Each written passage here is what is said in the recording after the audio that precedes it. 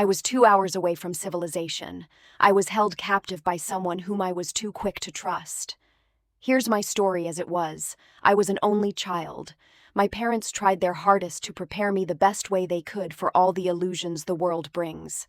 They tried to teach me the basics, how to take care of myself, but I rebelled against all the guidance they tried to give me.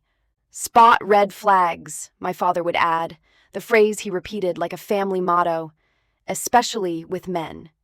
"Get to know people before you decide they're safe. Charming and safe are not the same thing." Back then, I translated concern as criticism. The older I got, the more their advice annoyed me.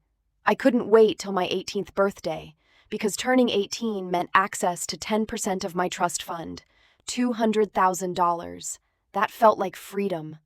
With that kind of money, I told myself, warnings were just noise.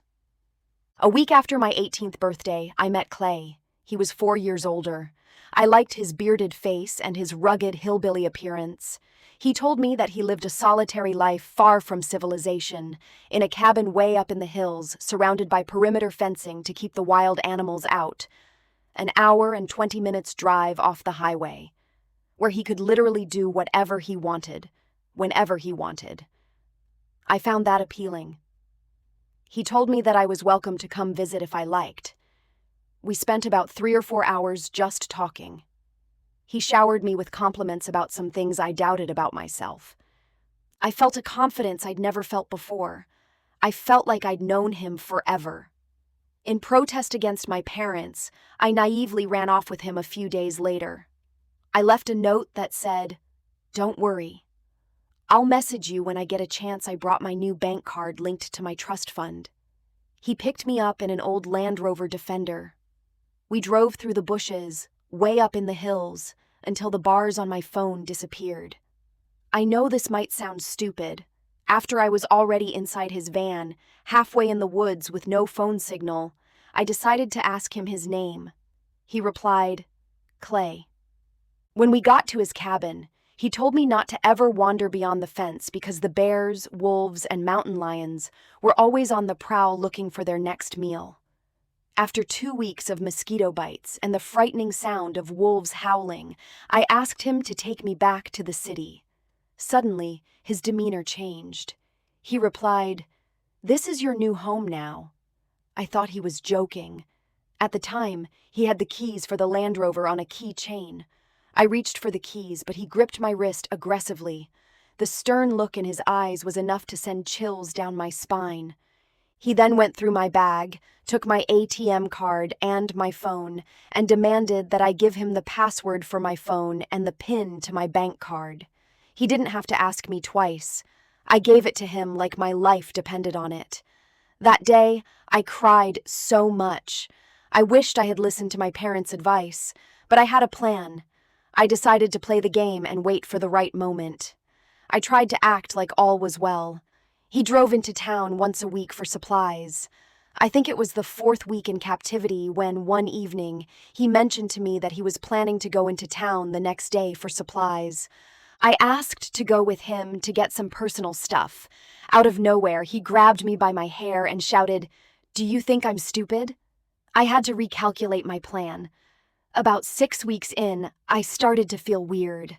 I missed my monthly cycle. I was pregnant. One day, while he was out hunting wild rabbits, I searched every possible place for the Land Rover keys, but I didn't find them. I found my phone, my ATM card, and a lot of cash, receipts that showed the balance on my card.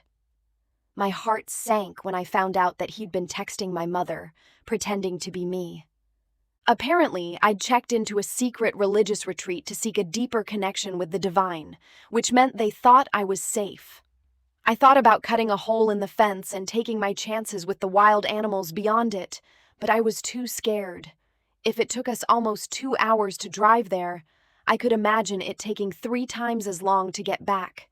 The wolves would rip me apart. I felt like all hope was lost until an idea came to mind. I used the phone and took a picture of the cabin, a picture of the Land Rover and its registration plate, and I also took a picture of a photo he had of himself in the cabin. I wrote an SOS message. It read, "Please help." This person is holding me captive against my will in a cabin an hour and a half's drive into the woods. He's been using my ATM card once a week to shop for supplies. Please don't try to reply to this message for my safety. I pressed send, but there wasn't any signal.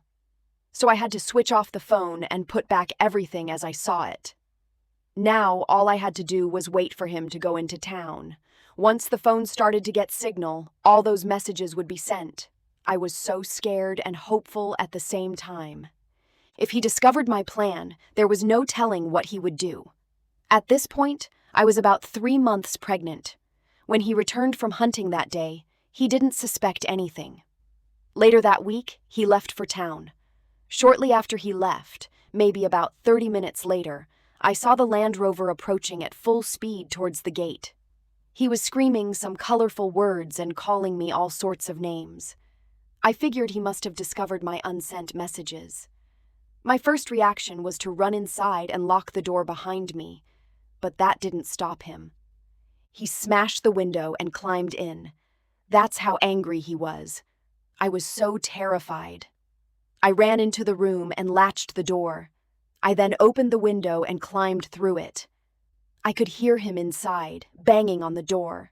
I ran to the front of the cabin. To my surprise, the gate was open, and the Land Rover was just there with the keys inside and the engine still running.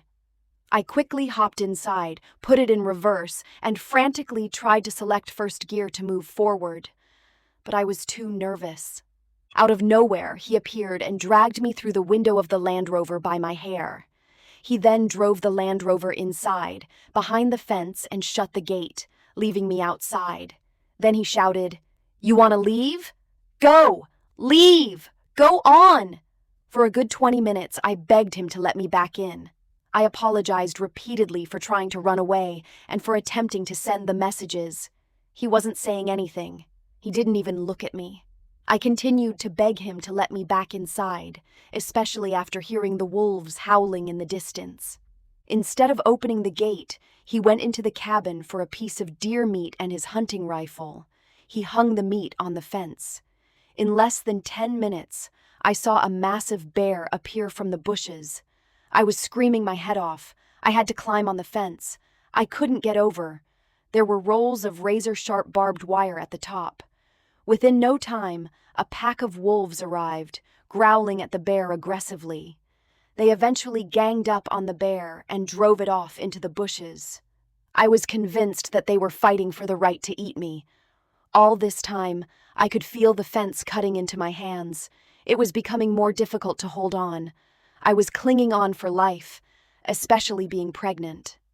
I knew if I fell, I'd be eaten alive, and my parents would have no idea what had happened to me. I had never felt that scared in my life before. Then, a loud explosion. The wolves ran away. The loud noise frightened me. I fell off the fence on my back from about 4 meters high. It was Clay. He had discharged the rifle to scare off the wolves. I was unaware that I was bleeding. The impact of the fall caused me to have a miscarriage. For days, I was in excruciating pain and had a high fever. My body pushed out clots of blood. I must have dozed off or something. All I knew was that I woke up with a drip in my arm.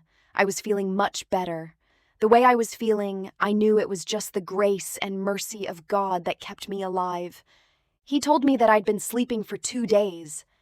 I was just happy to be alive. And that's how I lost the first child in captivity. To cut a long story short, he continued to use my ATM card. He kept in contact with my mother, pretending to be me. He showed me her messages.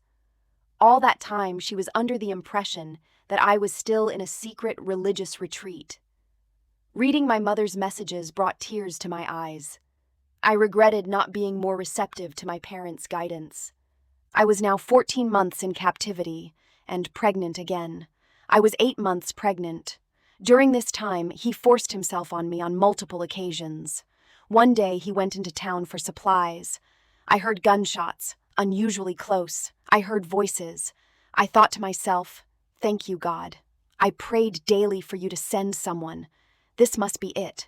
I quickly opened the gate and ran towards where I heard the sounds. I saw two guys in high-vis vests taking selfies with the carcass of a deer, celebrating their hunt. I pretended to be in labor. I told them that my boyfriend was away and I urgently needed to get to the hospital. They wasted no time. They helped me into the front of their pickup truck. I was so scared. Halfway down the hill, my water broke. I wasn't pretending anymore. I was actually in labor for real.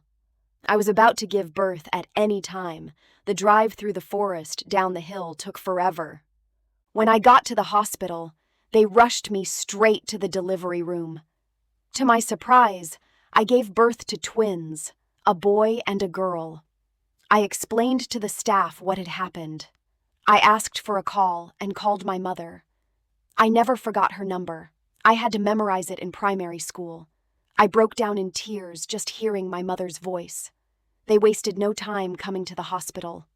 When they got there, we embraced and cried some more.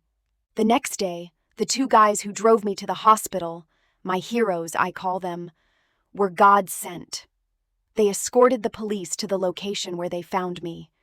Clay was nowhere to be seen.